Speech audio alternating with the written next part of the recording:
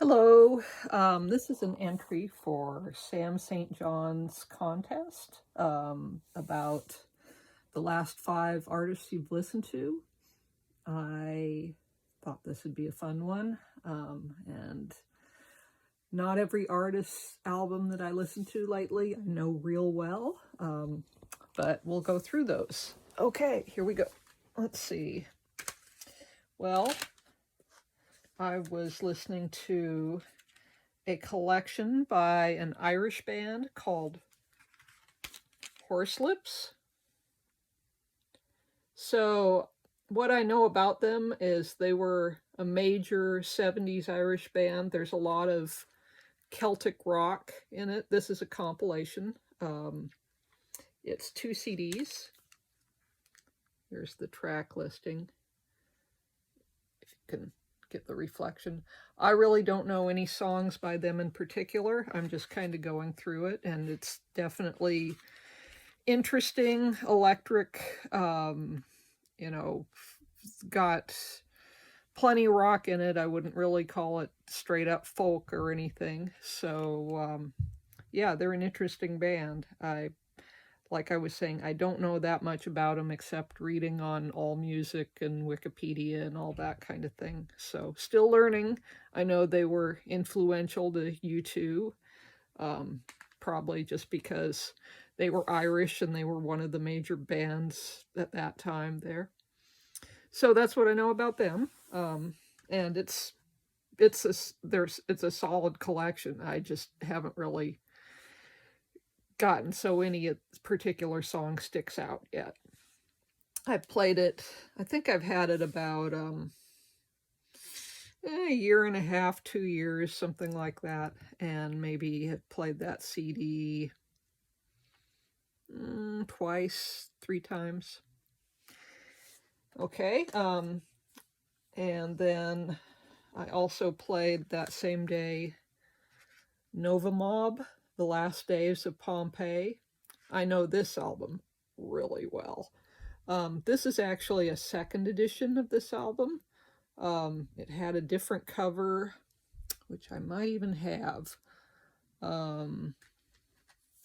Anyway, the main songwriter and vocalist from Nova Mob was Grant Hart, who was the drummer in Husker Du, an 80s indie band from Minneapolis, indie punk.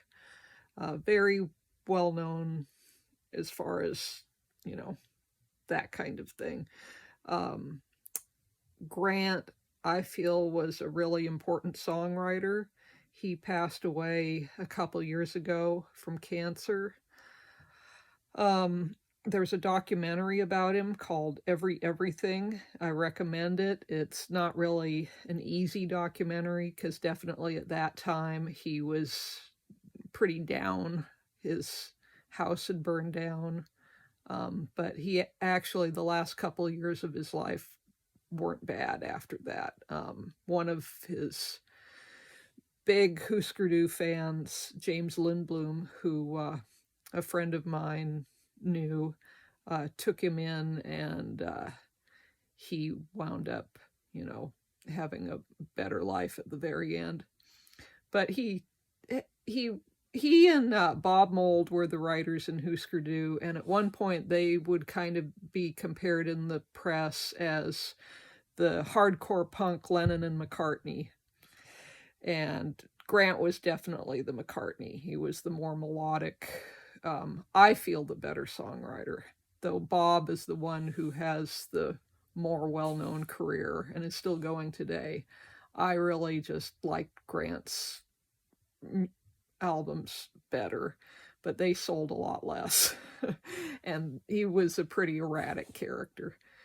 But so Grant Hart, I like that album. I like his Nova Mob albums. He did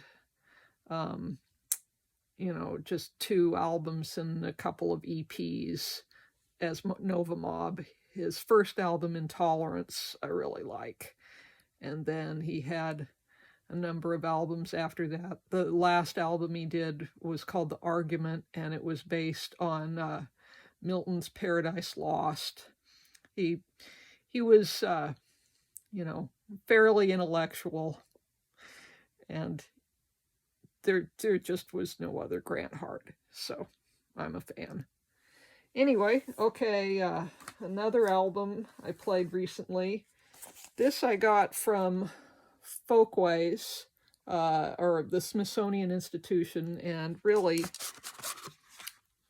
it's just kind of a CDR. I think I got this, I don't know, 15 years ago, 10 years ago, but it's Michael Hurley, First Songs. Michael Hurley was a songwriter, folk songwriter who wrote and worked with the Holy Modal Rounders in the 60s. And then he had some pretty cool albums in the 70s and 80s. Another one I've got here that I was going to play but didn't play. This is his first album after First Songs, which is Hi-Fi Snock Uptown. And he often does these werewolf caricature cartoons on his albums. They're really cool. But this is... I had to get this one from his own website. I saw him live once in a club, but he's kind of another eclectic folk hippie kind of artist. Very kind of bluegrassy, but weird hippiness, and I like Michael Hurley. I wouldn't claim to be, you know, really knowledgeable about him, but I've had probably 5 albums of his over the years and have had a lot of Holy Modal Rounders and offshoot albums because I like Peter Stampfel too. And I was listening to this Donovan compilation. This is a really great compilation. You know, the more I listen to Donovan, the more I appreciate him. Initially, I wasn't a big fan of Donovan's. But this is a really good collection. And I ordered an LP of Cosmic Wheels the other day, so I'm kind of eagerly awaiting getting a copy of that. That's one I never had, and I know it's supposed to be one of his better albums. It's early 70s. So my friend James has this big round poster from the inside of Cosmic Wheels, and this version I'm getting off eBay has the poster, but he had it on his wall for ages. So time I got Cosmic Wheels. There's some Cosmic Wheels tracks on this compilation too. And because I was listening to Donovan, I got a Jeff Beck compilation and was listening to this as well. It's mainly Jeff Beck group with a couple of his weird pop singles at the time that just don't sound like they belong. They sound like, you know, attempts to have pop hits after the Yardbirds, but the rest of it, you know, is great Jeff Beck group, Rod Stewart and Ron Wood.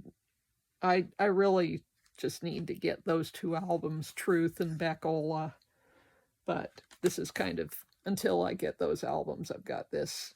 And I got this recently because I had a collection just called Best of Beck, and that's just more kind of a lot of blow by blow and kind of the later stuff with 1 or 2 of the tracks from, you know, Beck's Bolero. I love Beck's Bolero. To me, Beck's Bolero really influenced Joe Walsh or the James Gang's The Bomber. I mean, every time I hear that now, I just think that that's kind of Joe Walsh's take on Beck's Bolero. I love them both. So yeah, is that 5? I think that's 5. 1, 2, 3. Yeah, okay. I also listened to this Levon Helm solo album that I got a while ago and I've never heard, and it was pretty good. Of course. Okay, that's my 5 plus a bonus album. See you, Sam. Bye.